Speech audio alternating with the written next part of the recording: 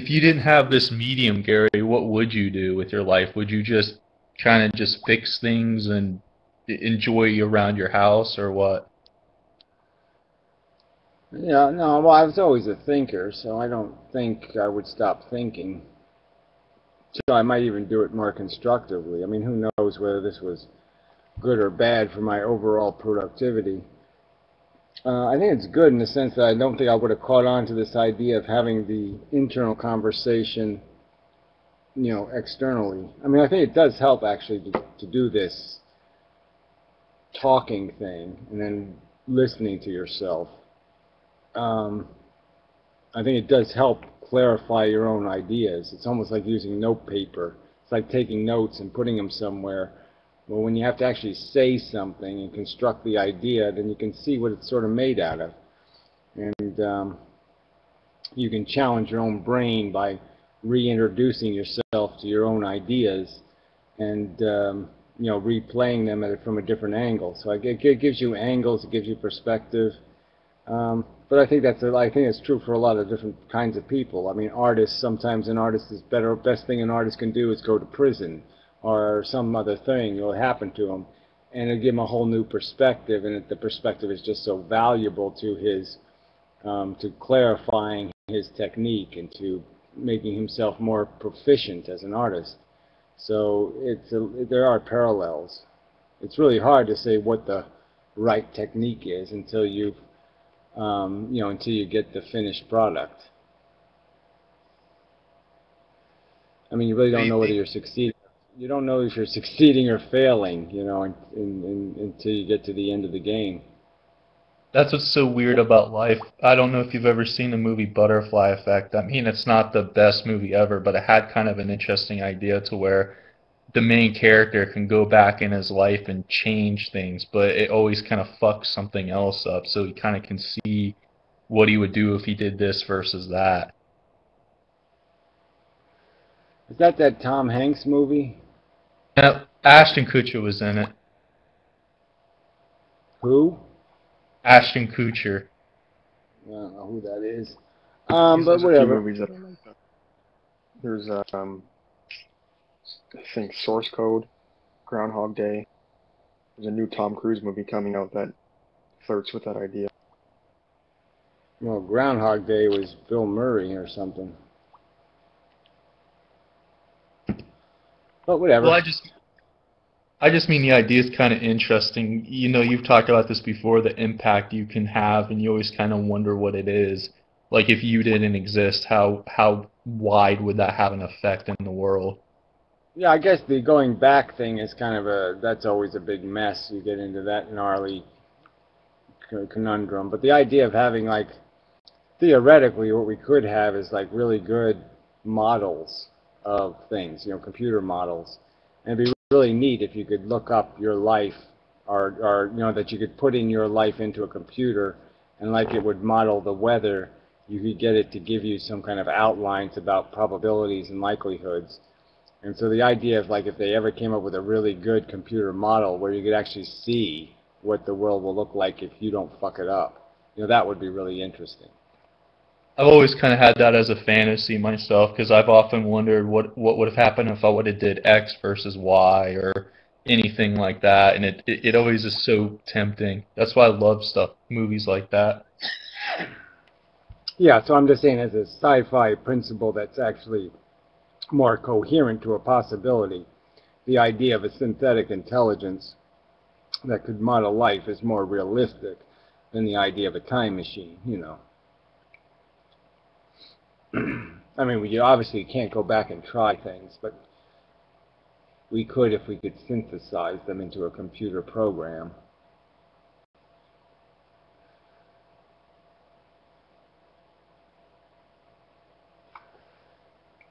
But it'd have to be one hell of a computer program.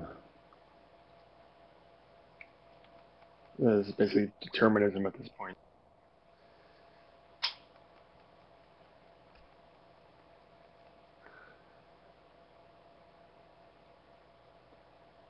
Do you think if you could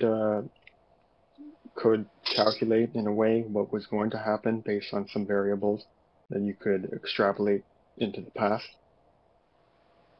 Well, I think you could, like I said, just kind of. I think there are patterns that we're not seeing. You know what I'm saying? So I think there are lots of algorithms.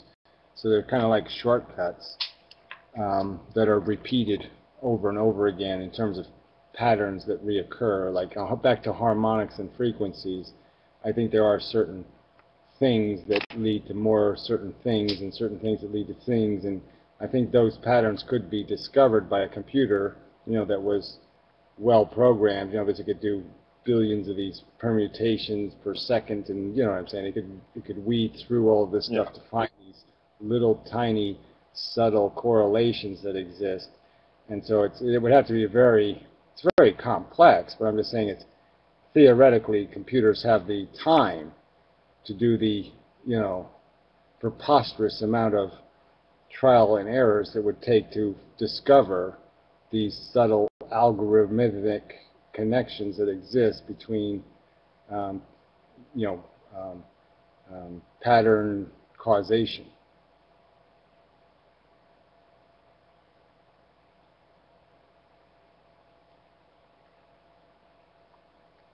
You just have to find a way to measure it, and that would be one hell of an undertaking. Well, like I said, when you're talking about complexity, it just gets very complex when you have 7 billion humans, and then you have, the whole environmental circumstances they're interacting in. And yeah, it's just one hell of a big, giant program. But when you think about your own life doesn't happen on that 7 billion level. It happens in a much smaller level. So in a way, a computer has some hope of recognizing the fundamental structure of your life and what the probabilities are for outcomes.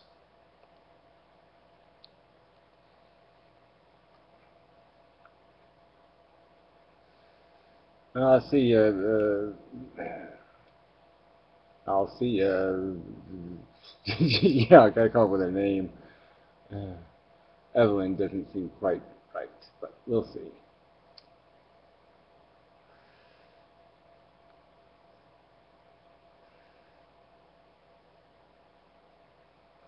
Well, Eve is a little bit, I don't know. Whatever. I guess I can call old fan. Yeah, no, I guess, yeah, I have to come up with better names somewhere.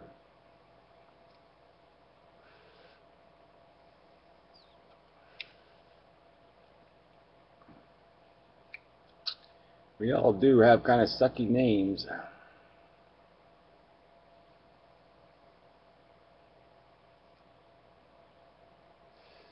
Ah, wayward guy stretching. Stretching exercises. Yay. That's so test tube baby of him.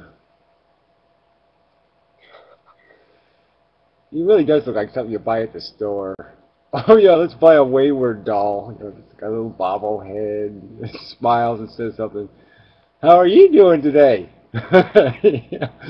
I don't talk like that, you jackass. There, well, you're just doing it a little bit. Yeah, you are. There you are. Caught you.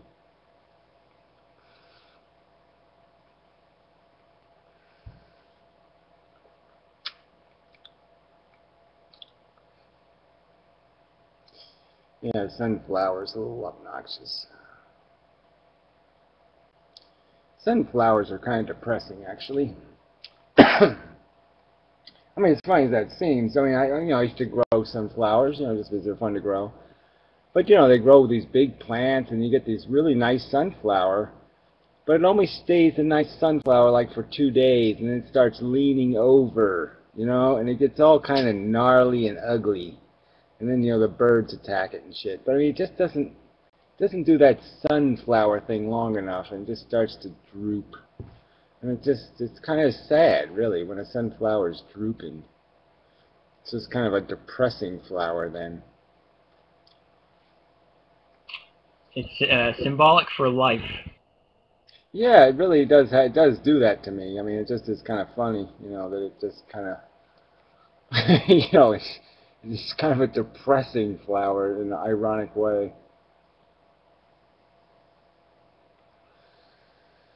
Now you got to plant them every year.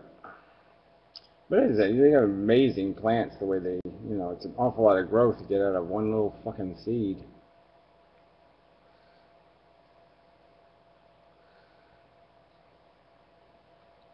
You know, in one season. I mean, it grows a big, gnarly, stalky stem and big leaves. It's a lot of shit to make for one season.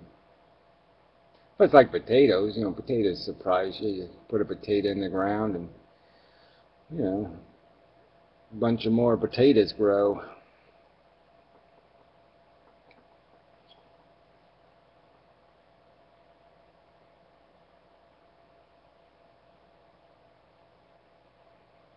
$5 for a block of cheese.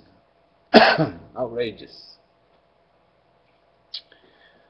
I used to be a bit of a cheese eater, I have to admit. Yeah, you like mac and cheese, don't you? Yeah, well, I used to eat it every fucking night. I ate macaroni and cheese every night for dinner. That's before I had the stroke, right? And once I had the stroke, I said, oh, better change my diet. Yeah, because I guess this is the stroke diet. But yeah, I did. I actually ate macaroni and cheese every night for like 40 years.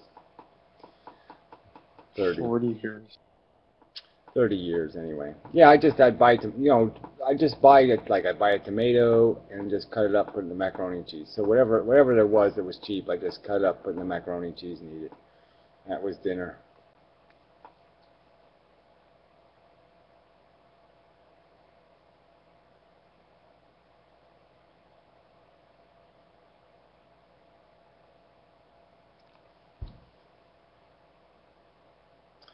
Yeah. I just bought a bunch of potatoes because they were cheap, so I bought like 40, 50 pounds of potatoes.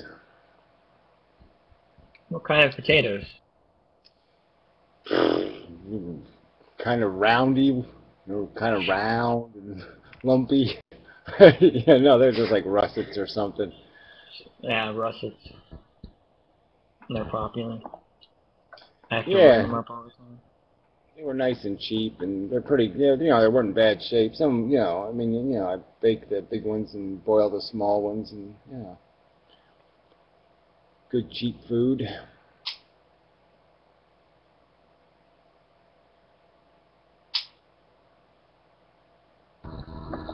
One thing I hate working at the grocery store is my store has one of those little lobster cages, you know, where they keep all like a whole bunch of lobsters in this small space, and they have their pincers like tied shut, and they're all sitting on top of each other, like eating each other's ass and shit. And it's actually kind of depressing to look at. Yeah, lobster tanks really are kind of the pits. But they It's are. like every time I see one, I just have to think to myself, like, what if those were people in there, like little tiny people, you know, instead of lobsters? Like there would be an outcry at how unethical it is, but because it's lobsters, it's okay. There would be an Yeah, outcry on how unethical it is, or you know, the people lobsters saying that really, they're not human. they really don't have much of a brain, so they probably aren't noticing a hell of a lot. They're just like, well, okay, I guess it's just kind of crowded. All right, well, crowded. Okay, okay, it's crowded. Aren't Well, I lobsters don't know related? though. I mean, they must feel like pain on some level, right? Yeah, but I'm just saying that they, generally speaking, are kind of dull-brained. So I'm just saying that they don't like they don't overreact. Like they don't really panic much. You know what I'm saying? They panic when they first get in the environment. You know, they go backwards and flop around and do all this shit. But they acclimate in about 2 minutes, and then they're just like, okay, this is where I live now. So they're almost like a dog. You know what I mean? You take a dog someplace, and it just acclimates no matter where it is. It just says, oh, this is home? Oh, okay. This is home now. You know, it just doesn't care. You know, you say sit, it sits. It says, okay, I can sit here for an hour. You know. Well, I think the dog would care if you put him in a small environment with a bunch of other dogs and then never I'm not fed saying them. a lobster is a dog. That wasn't the intention of my analogy. I was just saying that there are animals that acclimate. And I'm just saying lobsters are very acclimating. So I'm just saying that technically, although I agree with you, I don't like the look of it. I'm just saying, having some experience with them, you know, they're kind of a strange-brained animal. So I used to actually raise crayfish. I didn't raise them, but I had crayfish in my fish tanks just because they were easy to get, and I had a cold water fish tank. And so I would watch crayfish all the time, and they were, you know, they're like little freshwater lobsters, same kind of animal. And yeah, they're just a really they're so they're not like insects. I mean, they're, you know, they are like insects. I guess they're just like a praying mantis or something. They're just a very mechanical, very routine. You know, they get into the same habit. Oh God, I'm just moving stones, moving stones, moving. You know, they just get into a thing, and that's all they do. You know, and they just, you know. So I'm not saying they don't have a very elaborate consciousness. I just don't think if they have a consciousness, it's not very fancy. Aren't lobsters related to cockroaches? Yeah, well, I mean, they're related to all the crustaceans, or you know, they're basically insects, right? I mean, technically. So they're Yeah, you're aquatic probably right. insects. You're probably right. It just still bothers me to look at, I guess. Yeah, well, like I say, the only thing that makes it okay for me is I look at them and I do see that they're kind of calm about the whole thing. So you're just like, well, okay, as long as you're cool, you know, I won't get too upset. But yeah, I mean, if they were sitting there really reaching to get out and stuff, you know, really struggling, well, then you'd feel bad. But they do seem to kind of just acclimate and say, this is where I live now, you know, crowded town. I know they say they live a long ass time if they're left to their own devices. Like they have some special thing able to slow down their aging process. Well, it's not as slowed down. It's just they do live, generally speaking, in, you know, cold, dark environments. And I guess, you know, that's just kind of like, you know, they don't have to eat much. You know, they just live on garbage pretty much, you know. And, but yeah, when you see one of those, I mean, we used to always go up to Maine every year. You went up to Canada, and so we, you know, they'd have some like the biggest lobster caught that year, and they have some like 40-pound lobster, and it'd be like this huge giant lobster in a tank, and they were always very interesting to look at. But yeah, it's really old, you know, it'd be like a 50-year-old lobster. But they say they're not very, you know, the really old ones like that aren't very good eating. So, you know, because apparently their flesh, like, you know, it's kind of atrophied, and, you know, they're all bulk and, you know, no real good meat.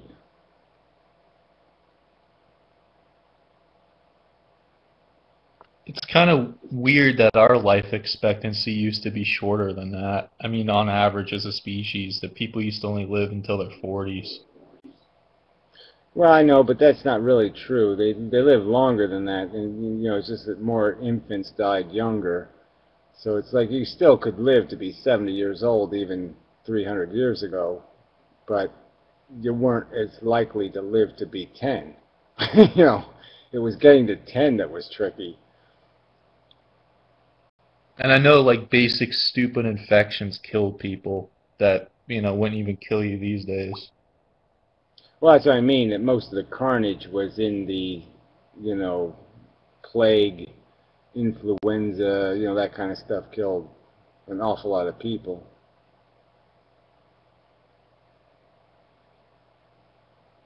Bad diet killed a lot of people. You know, a lot of things killed people that, you know, wouldn't kill people today just because, you know, people have so much more choices.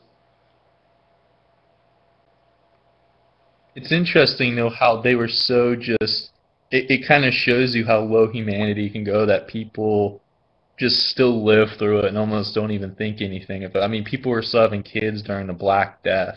Like they didn't even think anything of it. It just blows my mind. Well, they didn't Well, have condoms either, you know, so it was a different world. You know, they were, you know, it's a little harder to give it up back then. Um, so I don't know how many of them were deliberately having kids in the first place, but even if they were, um, you know, yeah, I don't know. You know, like I said, you know, it's really it'd be an interesting experiment to run to see what percentage of women who had a child 200 years ago had it on purpose. Didn't they have like natural abortifacients, like plants and herbs and things they could use like that? for Yeah, that but purpose. it's obviously not very pleasant. I mean, obviously these are things that are basically poisons intended to make you sick enough that you'll miscarry. So it's obviously not preferable.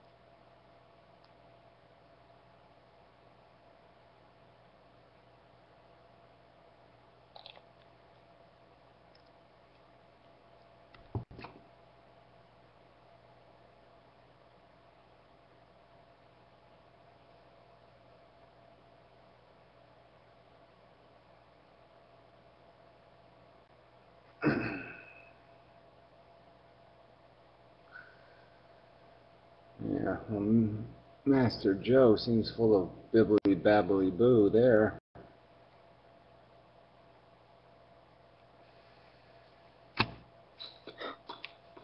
You can't So believe in here we go. determinism and think What that do you free will think, is a thing. I'll just let him go. Oh, let's see, where were we?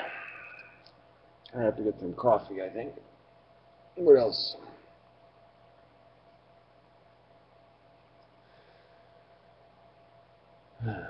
Oh, there's a little fish thing again. Say a little seal, I guess it's a seal or something.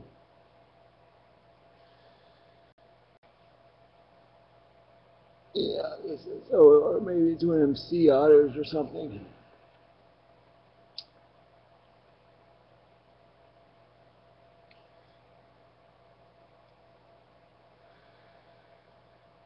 Oh, the eyes are huge. Okay, well, you know, they make things with big eyes just to make them cute. Like that Flyorea thingy. She has big eyes just to make her look cute. To fool you. All part of this trap they set.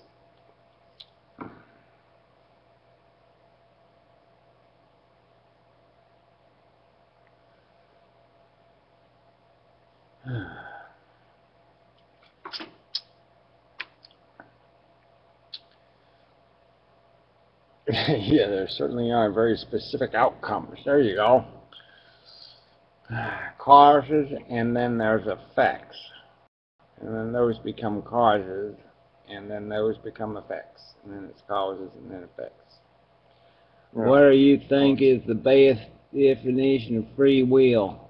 Seems indescribable.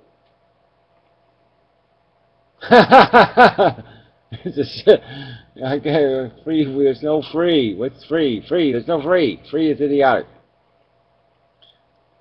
So all there is will, and will is just a phenomenon of your primary programming. So whatever your prime directives are, your will probably can be contained somewhere in the definition of your general personality. But it isn't a will, it's just a prime directive of your programming. It's all yours, programs. It's programs. If this, do that. If that, do this. If this, do that. If that, do this. That's all that's going on. Damn right. It's not a very good computer. I'm calling you basically a shitty computer. One that just probably makes farting sounds and such. We're all just fucking MacBooks walking around.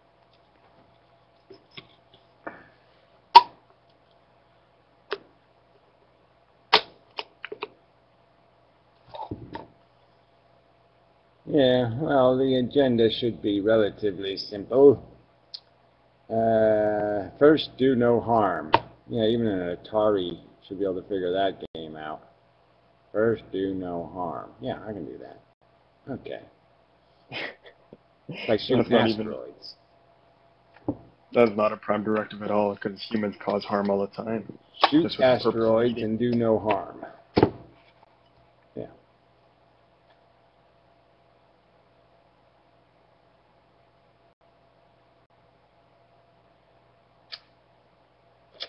Yeah, it would be good to have a good game of Pong. I mean, I haven't played like Pong against another person for like decades.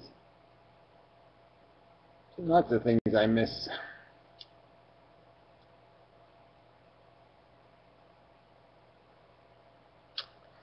I'm really angry right now, but not sure it shows. Yeah, well, you're lying down. Yeah, in the non-angry position. I'm totally relaxed in bed, lying down. Yes, but I'm angry. Yeah, that's not a very good way to show anger.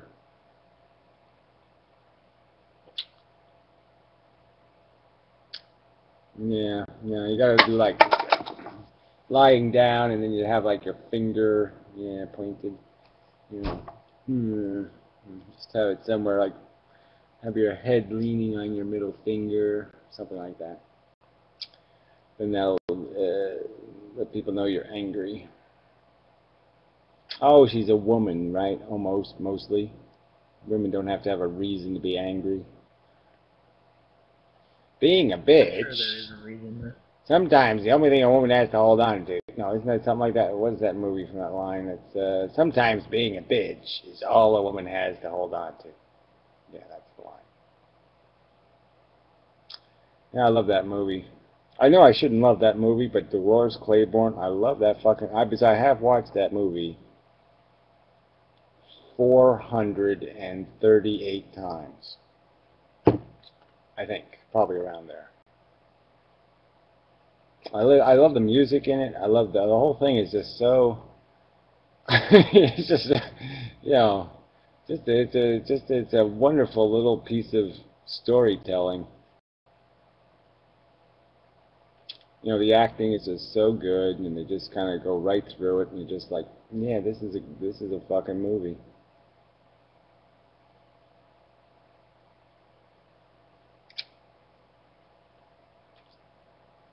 I've just lived in places like that. I mean, it's like I've lived on that island. I've known that kind of atmosphere, that kind of cold air feeling near the ocean, and there's so many parts of that movie I so identify with. The old people dying thing, the whole thing. It's just, it's all over the place. I'm just so. And then, I like that chick, whatever her name is. I always liked her. She's always kind of a depressing kind of blah blah. Well, not always, but she always kind of plays fucked up chicks. And she has a very interesting face. What's her name? Not Kathy Bates, the other one, the chick. Kathy Bates ain't really a chick. Not really. Yeah, Jennifer Jason Leith, whatever. Remember, I hate those 3-person name things. But yeah, I always liked her. She was always kind of doable.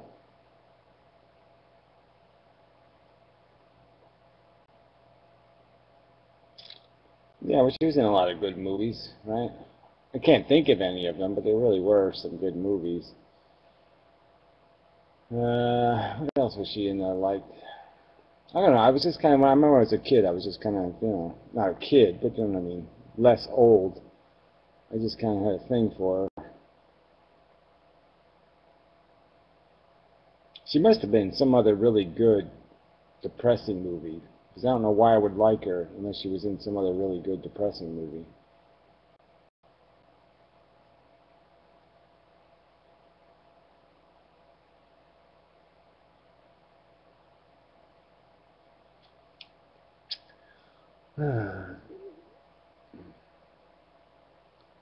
My what event? What, their download is almost complete. I don't know what that is. It's an anime. NSA doesn't find out. I don't know what that means either. Oh, whatever. I won't try to understand that.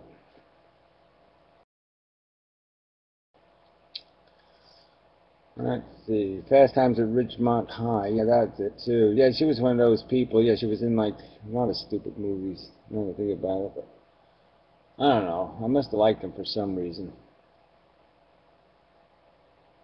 There has to be some of the movies she was in that I like though. It has to be like a depressed chick. I have to look it up, I guess, and then I'll know. She wasn't in Drop Dead Fred. That was whatever her name is, Phoebe Cates or whatever.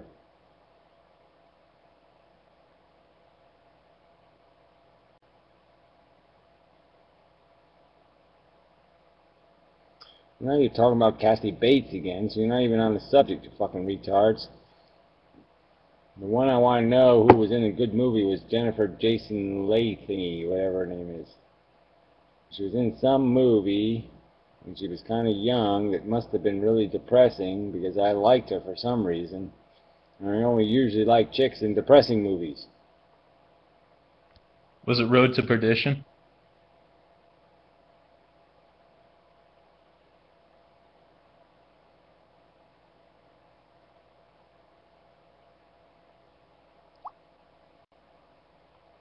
Oh yeah, The Hitcher, that'd be a good one. That was a nasty bastard movie, yeah. So she was really sympathetic in that. She got killed in that movie.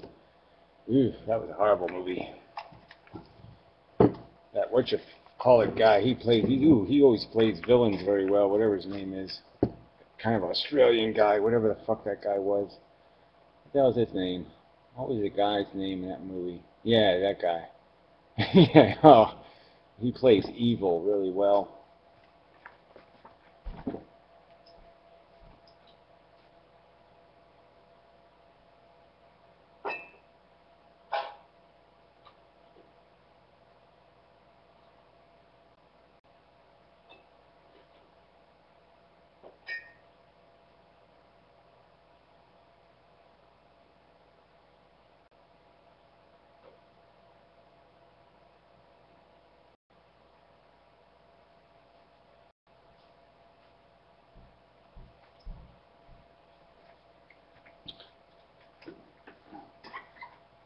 Alright, oh, look at that. We lost 5 million people here. What happened?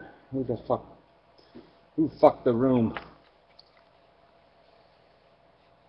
I saw A Wonderful Life for the first time a week ago. Oh. Miracle on 34th Street. Well, you know what? I mean, these are not great movies, but I mean, It's a Wonderful Life is just a great movie because it makes you, it's that whole idea of what would the world be like if, So that's always a great idea as a concept. But I didn't like the movie much. So it was kind of gay and weird.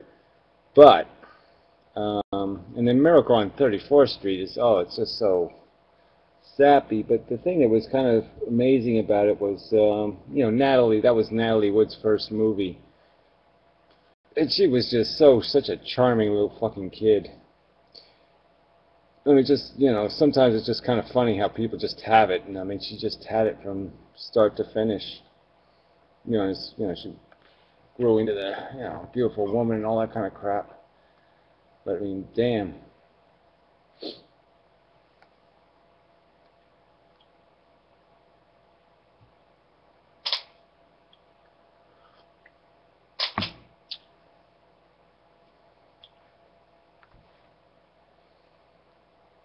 Yeah, I mean, Natalie Wood was in the original Miracle on 34th Street. She's a little kid, little girl.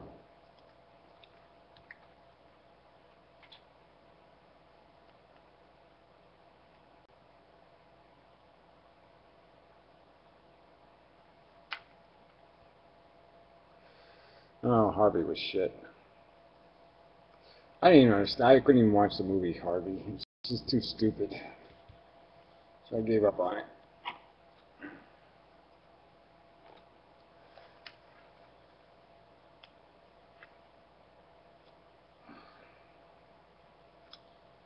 Anyway, you don't want to get caught talking old fucking movies again, but...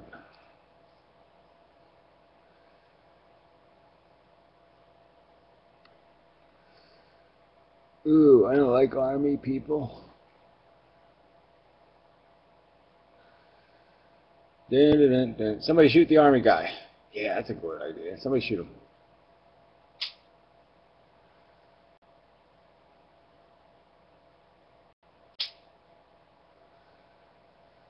So what are you playing on the guitar, adrenal guy? Probably doesn't know even how to play the guitar. That's why he's just making noises.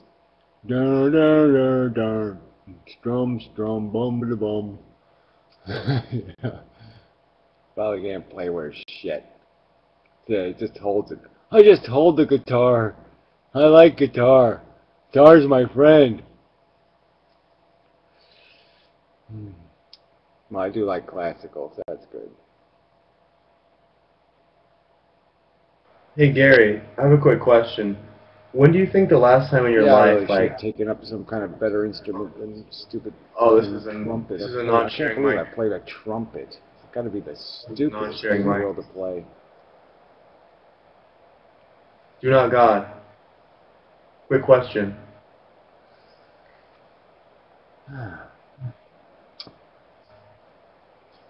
Yes, classical guitar. Yes. Should you look like the kind of chick that knows what a classical guitar sounds like? Somebody can't hear me? I probably can't hear anybody, right? I haven't heard anybody say anything for a while. Hello? Can you hear me? Well, does somebody else hear him talking? Can you hear me, so I Gary? guess it's my computer that has failed I hear to him. function properly. Yep. Yeah, well, they say Army Guy is talking. Does anybody else besides that one person hear Army Guy talking? No, I can't hear Wayward either. Okay, so I will have to reboot. So I'll be back.